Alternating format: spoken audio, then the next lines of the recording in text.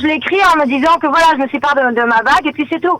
Bien sûr que tout le monde était en train de me dire que c'est dur de perdre une bague et puis Bezrat Hashem, peut-être que ça veut dire que c'est un signe qu'il faudrait l'enlever. Je l'ai perdu dans un endroit qui s'appelle En Maboua. Quand on fait Gimatria En Maboua, ça sort exactement la même Gimatria du nom de mon mari Raziel.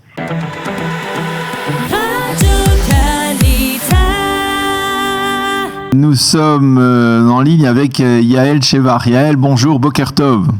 Boker Tov, bonjour. Alors, je racontais tout à l'heure, il y a quelques instants, ce qui était écrit dans la presse israélienne de ce matin à propos de cette aventure qui vous est arrivée.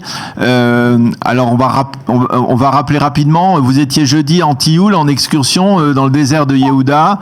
Et vous vous êtes promené pas loin d'une source et apparemment c'est là que vous avez perdu votre bague, votre alliance, cette alliance que vous n'aviez jamais quittée même après l'assassinat tragique de votre mari, le Rav Raziel Shevar Zichrono Livracha, il y a de cela 3 ans et demi, et vous étiez très contrarié. Qu'est-ce que vous avez fait ensuite après être rentré chez vous le soir même? Alors, en fait, j'ai pas tout de suite compris que c'est tombé là-bas. Parce que j'ai remarqué seulement quand je suis arrivée chez moi. Et puis, sur la route, on était dans plusieurs endroits. Mais on a cherché partout, dans tous les autres endroits. Et puis, tout le monde nous a dit que c'était pas là-bas. Dans un petit café ou dans un autre endroit où on s'est arrêté. Et puis là-bas, quand j'ai compris que la bague a dû tomber dans l'eau, je me suis dit c'est perdu.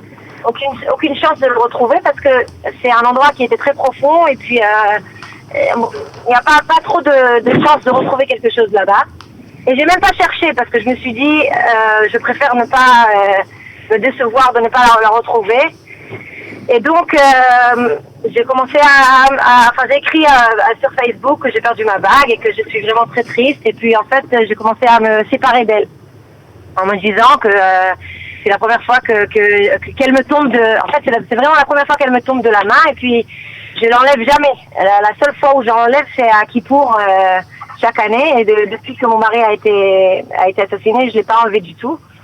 Et donc c'était pour moi quelque chose de très. Ça vous a secoué. Ouais, ça m'a secoué beaucoup.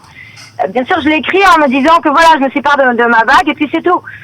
Et puis alors bien sûr que tout le monde était en train de me dire que c'est dur de perdre une bague et puis Bezrat Hashem, peut-être que ça veut dire que Egi Azman, que c'est un siman, que c'est un signe qu'il faudrait l'enlever et que peut-être c'est un signe parce qu'en plus je l'ai perdu dans un endroit qui s'appelle En Maboua.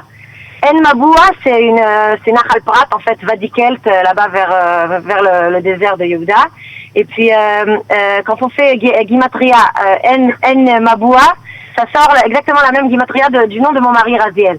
248. Donc, directement, quand j'écris ça, tout le monde a dit, c'est un signal, c'est vraiment, ça veut dire que c'est lui qui te l'a repris parce qu'il te signe, il te dit que ça y est, il faudrait que tu l'enlèves.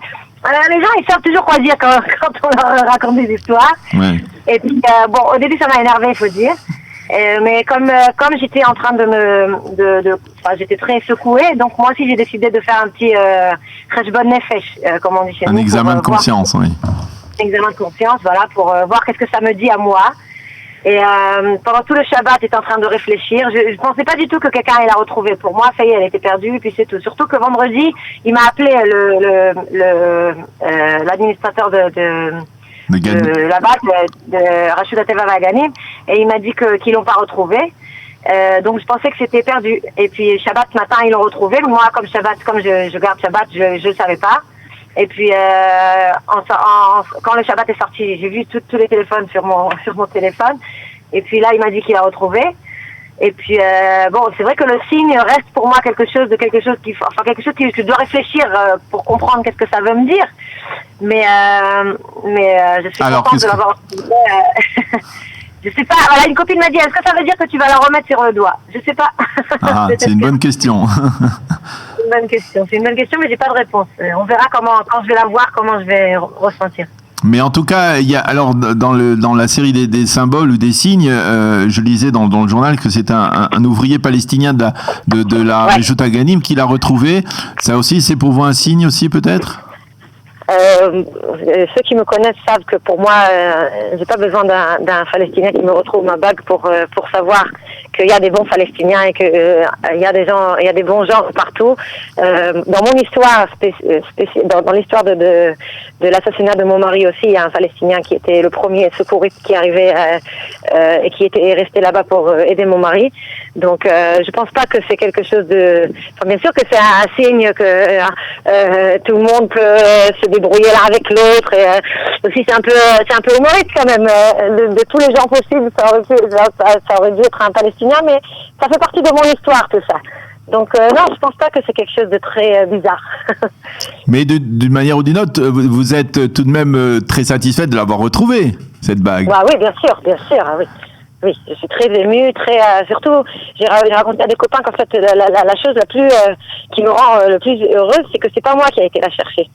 Ça me montre comment, d'abord, tout en Israël, quand ils veulent, ils savent trouver, la façon d'aider les autres. Et en plus que moi, je pense que si je devais, commencer à le chercher, à la rechercher et tout, je sais pas si je l'avais pas retrouvé, peut-être ce serait moins gentil de ma part je serais moins en bon état, je veux dire, en mauvais état plutôt.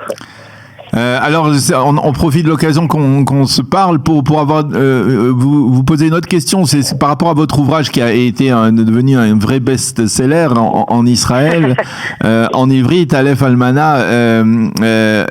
Est-ce qu'on a une chance de le voir en français, cet ouvrage? Ah, bonne question. J'aimerais bien. Je parle à Yediot Achronot, avec ces Yediot Sfarim qui ont fait ce livre, et donc c'est eux qui doivent se décider. Moi, j'aurais dit que je voudrais le faire traduire en français. J'espère que ça va, qu'ils vont décider que c'est une bonne occasion. Bezrat Hashem.